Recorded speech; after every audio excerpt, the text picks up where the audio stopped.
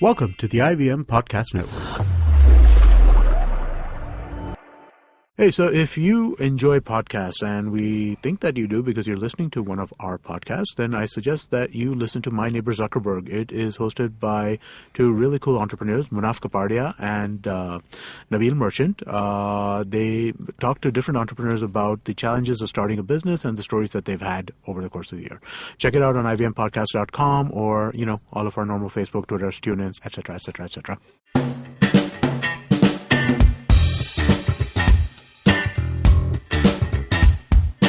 Hey, and welcome to another episode of IVM Likes. I am Amit Doshi. With me is Sharanya, and with us is Abbas, a new participant in the IVM Likes. Hey, guys. Hi. Hi. So we're going to talk about, as always, we're going to recommend three different things. This time, Sharanya is going to recommend a film. Abbas is going to recommend a book, and I'm going to recommend a TV show. And then at the end of that, after we're done with that, we're then going to talk to you guys a little bit about shows or television or books or things that we feel like we consume too many times repetitively. Like we see them too much or read them too much or listen to them too much. Yeah, just too much. Yeah. So who wants to start? Sharna, you want to start? With sure, I'll start. Film? Yes. All right. So this week I'm recommending a movie called Lobster. Okay. It's been out for at least a year, I think, and it's just so spectacular and so weird.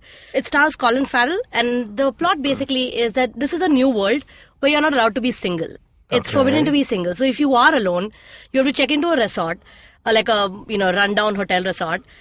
You have 45 days to find a partner, and if you fail, you can turn into an animal of your choice. Okay. Which again, if you turn into an animal of your choice, you get a second round to find companionship. Okay. But there's no interspecies mingling. Okay. So, you're, as a human, you can only find another human. And the rule is that you have to have something in common with them, with the person you find. For example, you both are short-sighted or get nosebleeds. Okay. Examples from this movie. All right, done. I got to get this. Yeah. I got to watch this movie. Oh, sold already? Yeah, amazing. sold. And if you don't find somebody for 45 days, you are then allowed to get each day, you get one extra day by going into the forest and hunting, these rogue loners. Single people who've decided that they don't want to do this and are just hiding in the forest. So what does hunting mean? Oh, you shoot them with a tranquilizer gun. All right, okay. A tranquilizer gun? Yeah. Oh, okay, so that's not like hunting. Okay, yeah, you don't kill them. All right, okay. Up front, you have to tell them, if I don't get somebody, this is the animal I want to turn into. Okay. Most people pick dogs. That's why there are so many dogs in the world. Okay. Colin Farrell, of course, wants to pick a lobster. Okay. They have a long lifespan and he likes the sea. The premise is so weird and they build it really slowly. Okay. So you're just supposed to understand it. This is how it happens. Right. Colin Farrell has a dog who he hangs out with, who is his brother. Okay. Because his brother obviously turned into a dog. Yeah. Right. The idea is that, imagine if you were given the choice to be any animal of your choice. I'm sure I would be happier to be that, and that's what I think. Right. But the movie basically just tries to explore how much people want to be human. Okay. If you have to find somebody and you have to have something in common with them, you'll do whatever you need to. Right. Okay. This person has a susceptibility to nosebleeds. I'm gonna make my nose bleed all the time because sometimes that's the only option. Really funny, very very weird. Okay. I recommend watching it just to see Colin Farrell really act well. He's really good in this movie. Okay. He's often good. Sometimes. He's often good. He's not always good, but he's often good. Sure. So this is one of those instances where he's really good. Yeah. And it's just one of those, it's a really dire situation. Right. And he plays that so well because he looks so sad all the time. It is generally a love story, technically, of trying to find love, guys. Right. It's just that there are consequences at the end if you don't. And there are tranquilizers involved. Yeah. It's a love story, guys. It's very romantic. It is a love story, but it is definitely an alternate reality, right? Yes. In terms of what there is. So, interesting. I find the concept intriguing. It is very, very interesting. You should watch it. It's called The Lobster. I definitely will. It is a very dark movie, but it is also very funny. Okay. Cool. So, Abbas, what about you? We got a book for us? Yeah. So I'm recommending this book called Finders Keepers. Okay. It came out in 2015. It's by a little known writer you might have heard of. It's called Stephen King. Mm-hmm. Oh, okay. Yeah. So Finders Keepers is actually part 2 of a trilogy, which is Okay. called the Mr. Mercedes trilogy. Okay. Which Stephen King calls his first hard-boiled detective trilogy. Oh, really? Yeah. So just to give you a little background, the reason I love, I haven't read the third book, but the first 2 books, the reason I love them is the background of these books are the financial crisis that happened in America. Okay. Now, I've seen documentaries about it, I've seen movies about it, but it always confuses me when it Right. comes to crunching numbers and so on and so forth. What King does so well is he tells us how it affected the people. So the characters are Right. the characters who were affected by the financial crisis. So again, without going into spoilery territory, just to give you a very basic idea, Mr. Mercedes, the first book, the opening sequence of the book is basically there's a job fair which is taking place because so many people have lost their jobs, and there's a lot of people there, and right in the middle of this early morning, a guy in a Mercedes mows down a bunch of people. Okay. Which kickstarts the story for the first one. Now that story happens, that reaches its conclusion. In Finders Keepers, we meet the protagonist who's a teenage boy. Now his father was injured in that particular incident. Okay, Okay. right. So in Finders Keepers, the story starts in the 70s. There's this guy who's called Maurice Bellamy.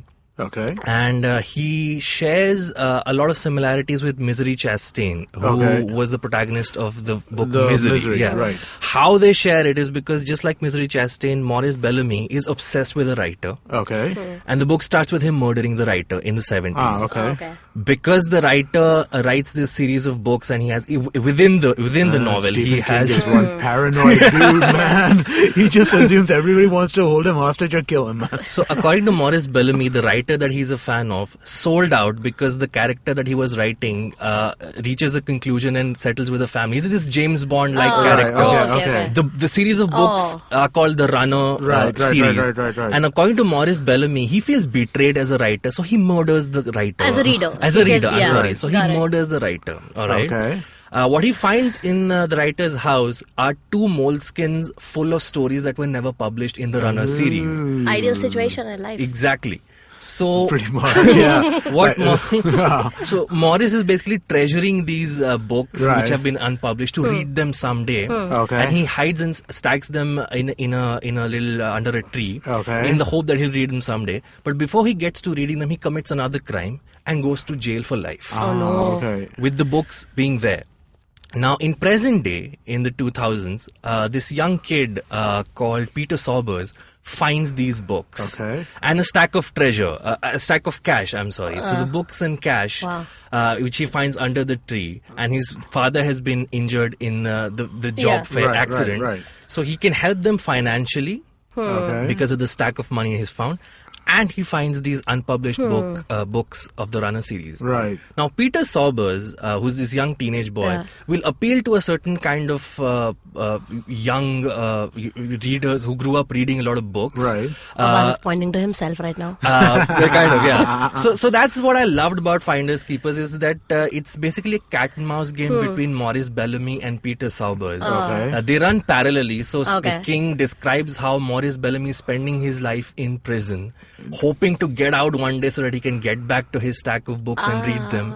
And consequently, Peter Sorbers has found this, and he's really reveling in these new books. He becomes a literature grad. Right. He finds, he basically gets obsessed with books. Okay. So King is basically, he's kind of writing 2 sides of people who are bibliophiles. Right, Where like Yeah. you're Sounds so obsessed fascinating. Yeah. that you can kill a writer. And Yeah. on the other hand, there's Peter Sorbers, who I think everybody who loves to read will connect with Yeah. because he's this boy who goes to the library. He's an English literature nerd. And then finally, in the middle portion of the book, we reach a point where Maurice Bellamy gets out of prison because he kind of puts on this face in prison where he's a good guy. Yeah. So let Right, me right. go. He gets out in parole. And Peter Sorbers is reaching an age where he's about to graduate.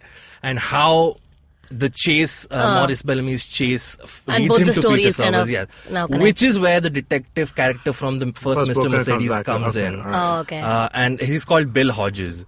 So usually in these kind of books, you have a trio, not just one detective. Right. So the trio in the Mr. Mercedes trilogy is Bill Hodges, who's a retired cop. For him, the Mr. Mercedes case was the one that got away. Okay. So he keeps chasing it even after he's retired. Right. It's very difficult to not imagine Clint Eastwood when you're reading, Yeah, yeah. when you're reading about Bill Hodges.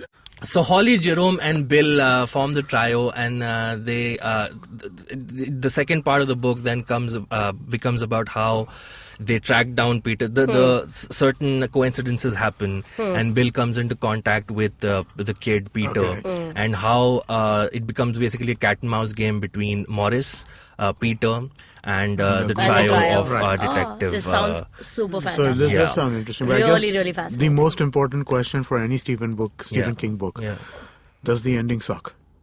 He's not read the third book yet. No, I haven't read the third It doesn't book. matter. Oh, Every book okay. he writes, his endings suck.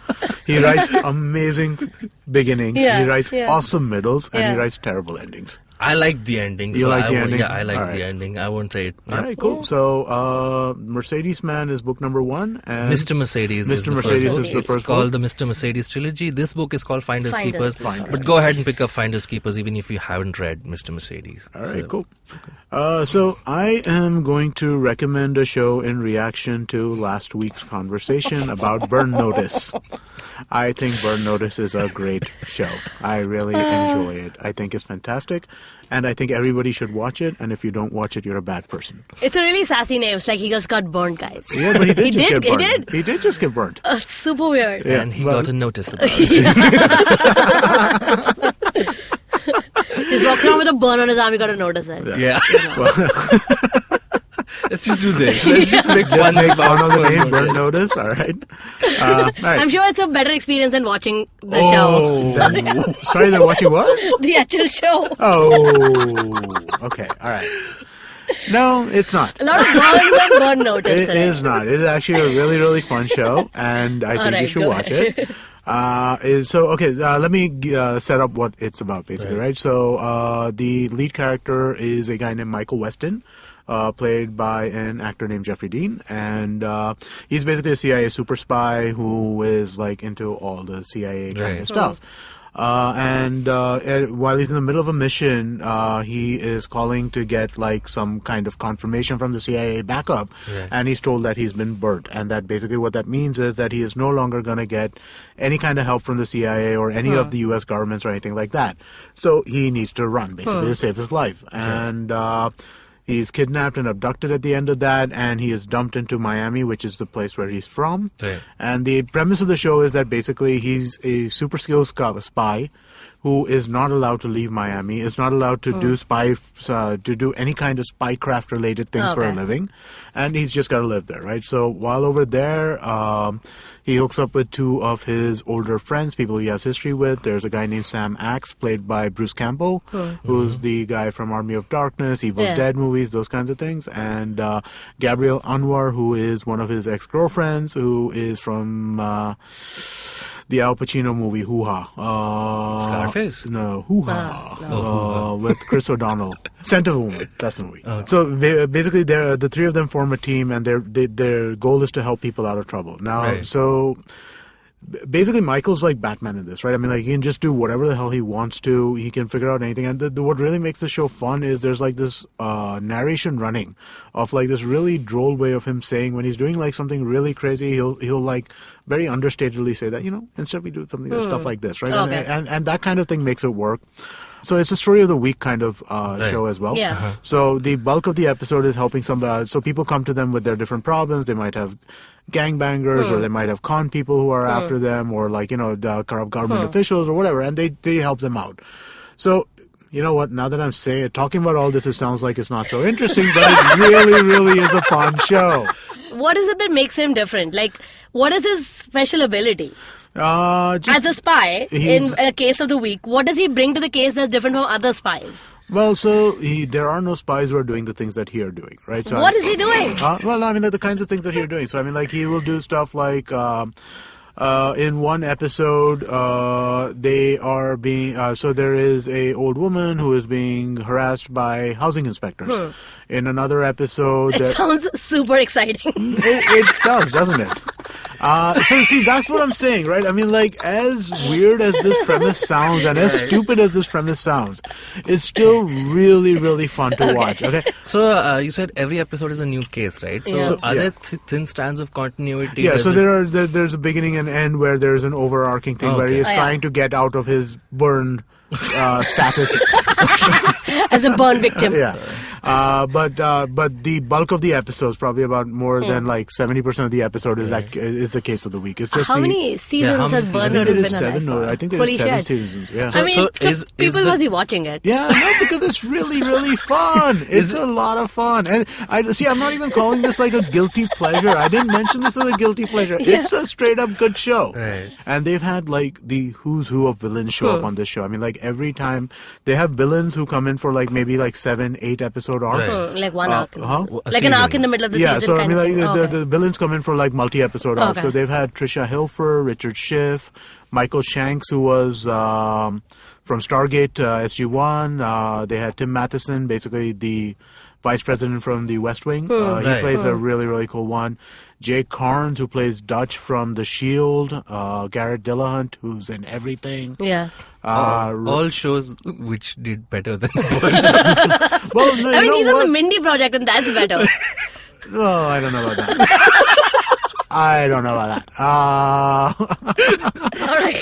The thing is, I haven't even seen it. I just jumped on the Yeah, bandwagon. exactly. That's what I'm saying. Everybody makes fun of it based on the Aziz Ansari thing, man. But the show is good. Yeah, have you seen that Aziz Ansari set where he No, talks I about his haven't. cousin Harris, who Okay. watches No, I shows haven't. nobody else watches, like Burn Notice? Like, who would care about that?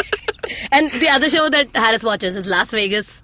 Which one? Las Vegas, the show. Oh, the one with James Caan. I don't know.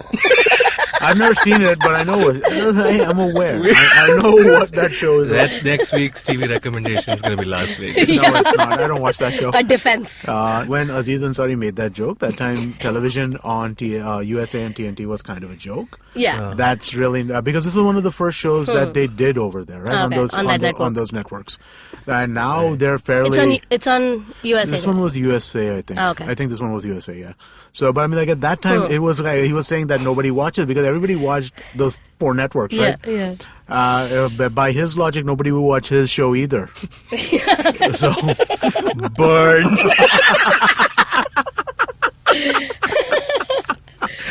All right, so I recommend The Lobster, the movie. Abbas recommended. Finders Keepers by Stephen King. And I recommended Burn Notice. recommending Burn Notice. If you watch Burn Notice, please tweet to us.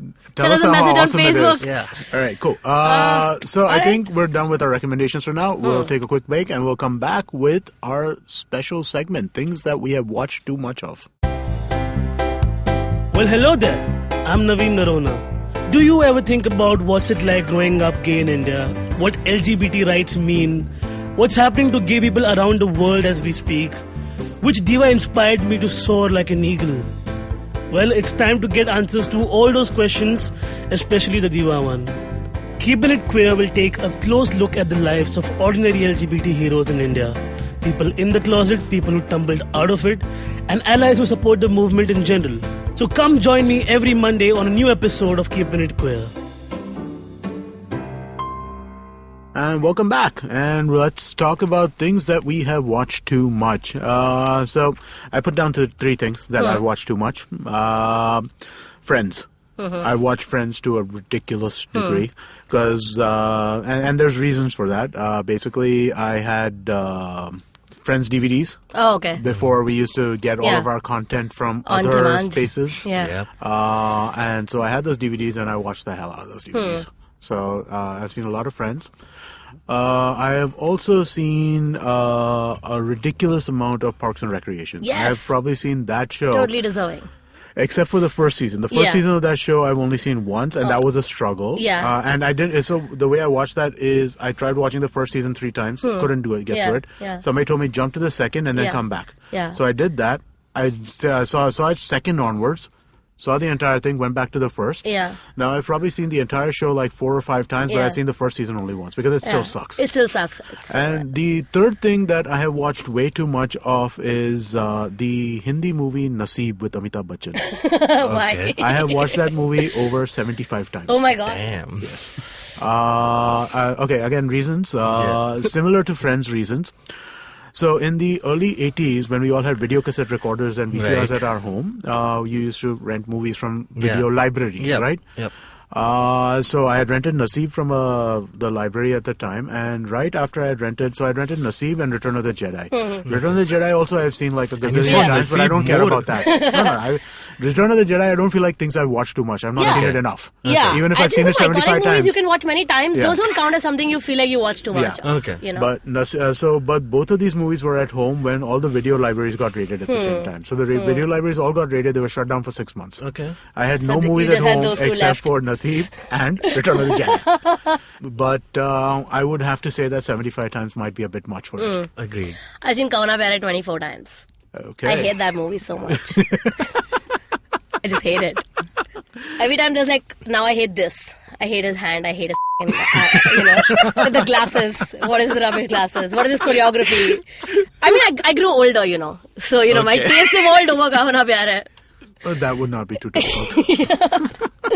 Now, Abbas is telling me that he's somebody who doesn't rewatch a lot of stuff. yeah. You don't? That is super weird. Well, I don't understand that. Yeah, there are some I things rewatch that a lot of just, stuff all the time. See, there are situations like you said, if you're stuck with a certain No, but DVD. that's No, that's what why I about watch choice? too much, right? But Yeah. things which I enjoy watching, What, I out watch of all the choice? time. In my head, out of choice. In my head, especially books, I feel like there are a million more books to be read. No, I agree completely. Books, I don't know if I read that many. I reread that many. I do maybe a couple. Yeah. But with TV shows and movies that don't take up as Even much with- time as reading a with book. TV shows, I don't watch much. Movies, yes, I have seen rewatched more Yeah. movies than TV shows.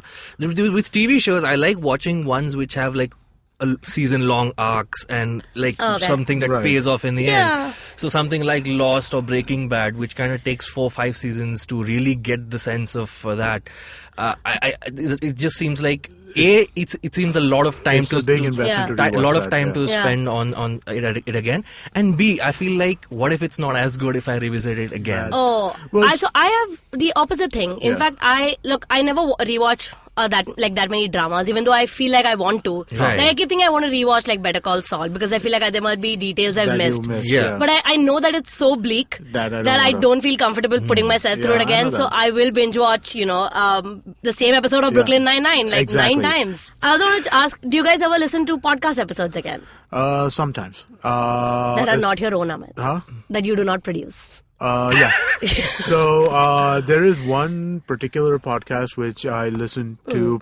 So it's an insight thing, right? I mean, so there's a podcast called Stratechery, which is hosted by this guy named Ben Thompson, and he has another partner whose name is James something. It's escaping me his last name. It's a technology and media strategy podcast. So I mean, it's about the business behind this stuff. Oh, okay. So they've done one really interesting episode about the business behind podcasting and stuff like that. There are a couple of podcast episodes that I think I have listened to multiple times. One is Bo Burnham on You Made It Weird. Okay. I had this intense Bo Burnham phase earlier this year when his new special came out called Make Happy, Okay. which is a spectacular comedy special. Sure, One more great. recommendation. Now that you mention it, I think back to it. I actually used to listen to every episode of Serial twice when Oh, the God. week used to come out because I wanted to be Understand what? understand what's what and also So you're trying to stay. solve it? Yeah, I was, and also stay in tune with every character, every incident that happened, and But that's the why you rewatch, right? That's the reason why we rewatch, Yeah. we reread, Yeah, right? I yeah. mean, I'm actually really surprised that you don't reread. I mean, considering how much you like to read, to not reread. Because I mean, the first show we did, I recommended the Yeah, Wheel of Time yeah. thing, right? Right. I mean, the amount of stuff I got on a second read of that. I mean, because the first read of these kinds of books, even the Stephen King books, right? Yep. You're battling ahead. Right. You know what I mean? I Right. mean, the story is the narrative just catches you up. You're just Right. da, da, da, da, da. You know what I mean? You're just flipping pages constantly. Yeah. You're not really thinking about what's going on. All right, cool. Yeah, Well, IVM Likes. Next week, we will be back. Yeah, you can find us on Facebook, on IVM Podcast, and on Twitter. And you can check out our website, ivmpodcast.com. Basically, IVM Podcast is everything. Everywhere. Yeah. Just find us, send us recommendations. Let us know if you're a Burn Notice fan. Sign Yeah. up for our We'll newsletter. invite you to the studio. let us know if you've heard any of our podcasts multiple times, and we'll That's true. Yeah, look that's into also it. That would be cool. super cool. Hey, and one thing I want to ask you guys to do, whoever's listening, if you could give us ratings on iTunes, that would Yes, be please. awesome. Yeah, Yes, at least review, rating, at least a rating, if not a review. A review would be better than a rating, but at least something. And please do a good one. Don't say we suck. All right. All right. Thank you.